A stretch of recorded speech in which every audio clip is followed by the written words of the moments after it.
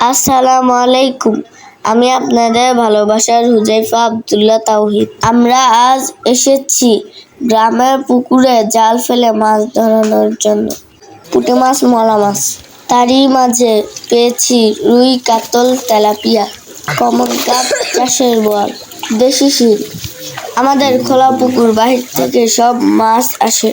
মাঝে মাঝে আমরাও জাল ফেলে তেলাপিয়া মাছ, কাতল মাছ, পাতা মাছ ধরি। আমরা সব ভাইয়েরা মিলে মাছ ধরতে গিয়েছি আব্বুর সাথে। দেখুন, আব্বু জাল ফেলে কত বড় বড় তেলাপিয়া, পাতা মাছ ধরেছে। আমার ছোট ভাই আহনাফ আব্দুল্লাহ তাহিম মাছ ধরার দৃশ্য দেখে খুব আনন্দিত হয়েছে।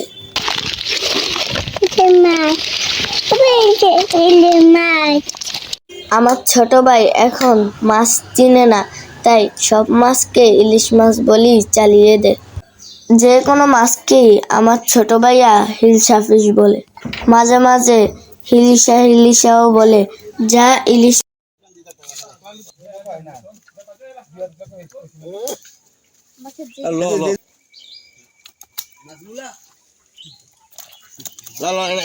মাছের বৈজ্ঞানিক নাম।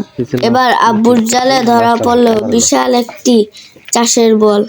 শত চেষ্টা করেও মাছটিকে ধরে রাখতে পারলাম না। মাছটি আবার পানিতে চলে গেল। গ্রামটাকে খুব বেশি ভালোবাসি। আজ বিদায়ের পালা, দেখা হবে আবার। আমার ছোট ভাই এখন মাছ চিনে না, তাই সব মাছকে ইলিশ মাছ বলেই চালিয়ে দেয়। আমার যাবার সময় হলো, দাও বিদায়। কি যে শুকুর আদায় করি এলাহি তোমার, ও গো পরওয়ার। সারাটা জীবন জুড়ে জপে যদি নাম, তবুও হবে না এতটুকু গুণগান। না শুকুর কখনো পাবে